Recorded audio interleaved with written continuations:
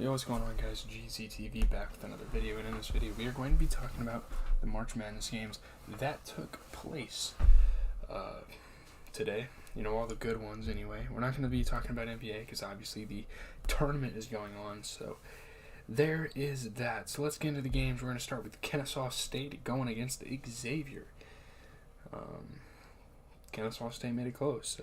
Nunge's block seals Xavier's win over Kennesaw State in the NCAAs.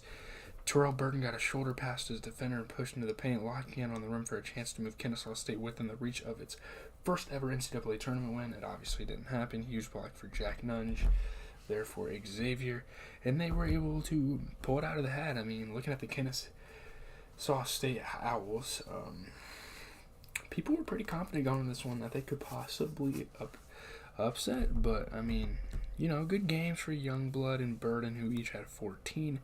You know, 67% of three-point shooting and 50% shooting for Youngblood. He had a pretty good showing. 10 points for Rogers. He had 40% three-point shooting, 50% from the field.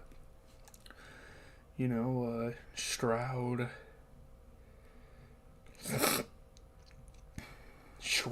Adam Akoya, you know, guys like that could have played a little better for this squad.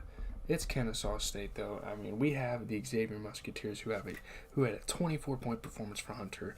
Nunge, including that clutch block, at 10 points, 11 rebounds, and yeah, Xavier moves on like a lot of people expected. So that's good. Excuse me. Next good game was, there weren't that many like crazy games today. I would say day one was a lot better. But we can talk about here NC State and Creighton. I'm kind of mad that NC State couldn't pull it off. I had them beating and upsetting Creighton. Some people say Creighton might make a run in the tournament. That's not a bad bid. Cal Brenner leads Creighton past NC State in March Madness.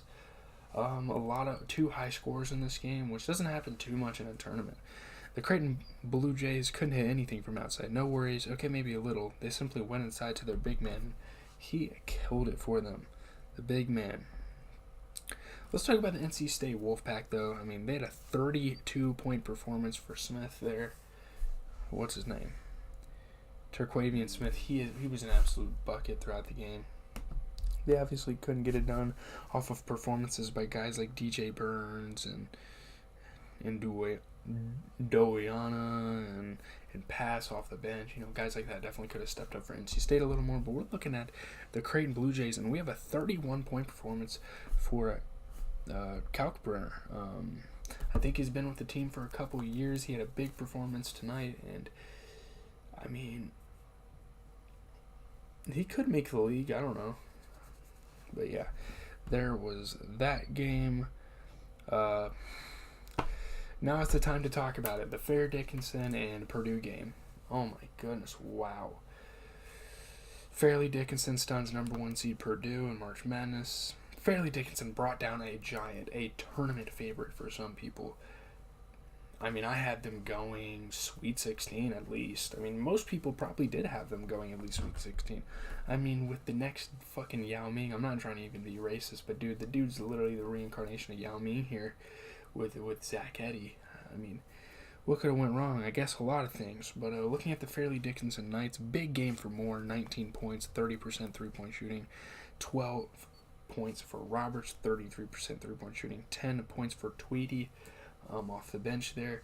I think Fairleigh Dickinson is the first team in their entire conference to ever win a tournament game, so shout out to them. Shout out to their, you know, representing their conference in a big way this game. I mean, the Boilermakers. Zach Edey still went out there and put up 21 and 15. I know I overheard some people talking about, you know, oh, you underperformed. I mean, look at guys like Newman and Morton and Jenkins Jr. off the bench. Like, come on, guys. Zach Edey is still a certified beast. He's a dog. I think he could possibly be good in the NBA. There's not a lot of super tall players in the past that have held their longevity. I mean, the last really good one was probably Yao Ming. Kristaps Porzingis at 7'3" is a pretty good bid. Obviously, you know, I mean, yeah, that's pretty much about it. There's not a lot of people 7'2" plus that can really hold their own in this league. It's hard to do for a lot of them, you know, and we'll see how Zach Edey ends up. He still has another year to play college basketball for Purdue if he wants to. But I mean, every year he's been at this school, it's been disappointing tournament run after disappointing tournament run. Maybe fire the coach. I'm not sure what Zach Edey is planning. Is he going to declare for the draft? Is he going to give himself one more year? Can't be too sure about that. Providence and Kentucky. Kentucky got it done. I was kind of worried at first. Some people were picking Providence. Providence was a solid. That was a solid bid. I mean, they have a solid team. Their coach has been a part of, has led teams to tournaments. Tshiebwe's 25 boards helps Kentucky top Providence. Yeah, Oscar Tshiebwe, I think he's going to be a star in the NBA. He's been a guy I've been watching for a couple of years, especially in the tournaments. I don't really watch that much regular season college basketball, but obviously when the tournament rolls around, I'm watching it. Oscar Tshiebwe kept battling for position, pushing his way to daylight and grabbing seemingly every loose rebound with a rugged relentlessness. That guy is a dog. He's tough for any team. Since the first round's over, I suppose we could look at the bracket after these games because I'm zooming through these games pretty quickly. Looking at the Friars, 16 points for Ed Crosswell, who had shot 80% overall, 10 points for Carter. Not too great a performance for guys like Hopkins and Moore and Floyd Jr. off the bench.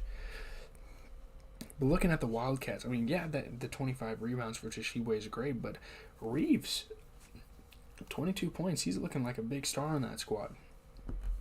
So, shout out to them. We will now move on to the Drake-Miami game, another team that people were considering picking as upsets. I think Miami might be a sleeper in this tournament, especially with all the upsets opening up. And we'll talk about my bracket here in a second. It's fucking terrible, by the way. But Miami gets 21 from Pack to rally past Drake. With Miami's season on the line, the Hurricanes leaders got together and insisted their NCAA tournament wasn't going to end with an early loss to a double-digit seed. It just wasn't going to happen. And, shout out to them. They were able to get it done. So, yeah, there is that. I think we only have two more games maybe to talk about after this. But shout out to Brody from Drake Bulldogs. He had 20 points. That was a good performance. Obviously not great performances for guys like Sturts and Enright off the bench, but there you have it. The Hurricanes, though, they played great. 12 and 14 for Omier, 21 points for Pax, and they really got stuff going. They still could possibly be a sleeper pick here. Moving on, FAU and Memphis. I'm really mad about this game because, Purdue, I don't know. We'll have to look at the bracket here in a little bit. Man, I really wanted Memphis to win this game. I wanted Penny Hardaway to keep dancing. I really did. Florida Atlantic edges Memphis by 1. This is their first ever March Madness win, so that's big for their program. Nicholas Boyd drove to the basket through traffic and converted a floater with 2.5 seconds left to make history for Florida Atlantic. There's always the controversial call. Everyone's going to bring it up. Obviously, Memphis players, the loose ball, fetal position on the ground with the ball clearly in his grasp. Now, obviously, calls went both ways late in the game. The refs made interesting decisions. Guy is in a fetal position, ball is in his hands. There are 2, 3, maybe even 4 players on the court. It's not even on the sideline.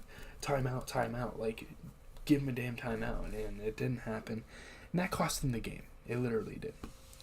Looking at the Florida Atlantic Owls, you got 10 points for Martin. You got 12 points for Davis, who shot 40% from 3. 10 points for Greenlee, who also shot 40% from 3.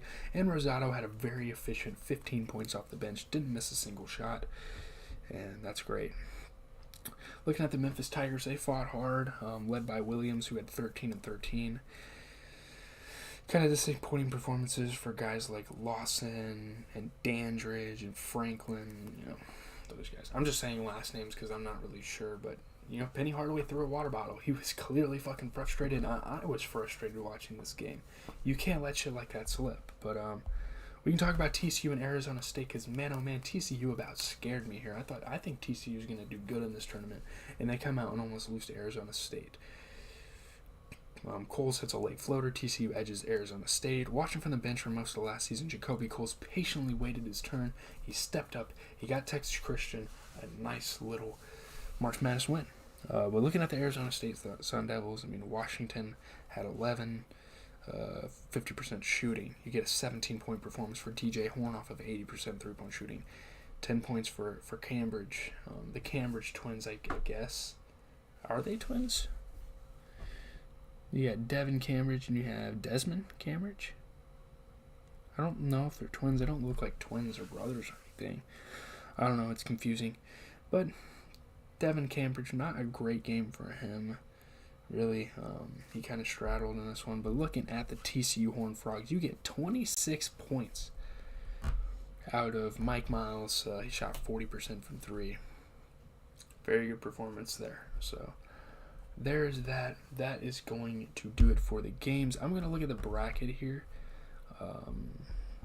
I'm just going to go on one of my apps and look at the bracket and just kind of go over some second round stuff. Well, I can just look at matchups. So, tomorrow, Furman and San Diego State. I think San Diego State will get that handled.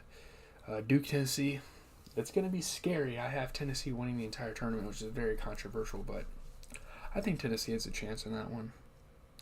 Kansas should beat Arkansas by a considerable amount. Mizzou is very good. Obviously Princeton beat number 2 Arizona, but Mizzou is good. I got Mizzou winning that game. Houston should beat Auburn somewhat easily. Penn State's going to make it tough for Texas. I knew whoever won in that Penn State-Texas A&M game is going to win over Texas, but I feel like if Texas A&M would have won that game, they probably would have beat Texas, but I have Texas moving on. Northwestern UCLA, I'm sticking to my bracket. That is a perfect matchup I have. I have Northwestern moving on and upsetting UCLA. Hey, man, watch. It probably won't happen, but Maryland, Alabama. Alabama should win that somewhat easily. Looking here at the Sunday games, Pittsburgh and Xavier. Iowa State just played bad. Give me Xavier in that one. Kentucky, Kansas State. I'm still going with Kansas State. Marquette's definitely beaten Michigan State, I think. St. Mary's and UConn will be a good game, I think, but UConn will win. Creighton and Baylor will be a very good matchup. I think I still have Baylor. Fair Dickinson and FAU. That will be a good game. I'm telling you guys, that's going to be a good game. Miami and Indiana will be a great game. I think Indiana will win that. I don't know who's going to win Fair Dickinson and FAU. I can't really tell you that. Fair Dickinson has a chance to make the Sweet 16. TCU and Gonzaga, give me TCU on an upset. That's what I'm saying. So, yeah, leave a like, comment, subscribe. GZTV, as always, giving you guys college basketball content. I'm kind of a college casual, but I come around once a year as a college fan and watch me some March Madness.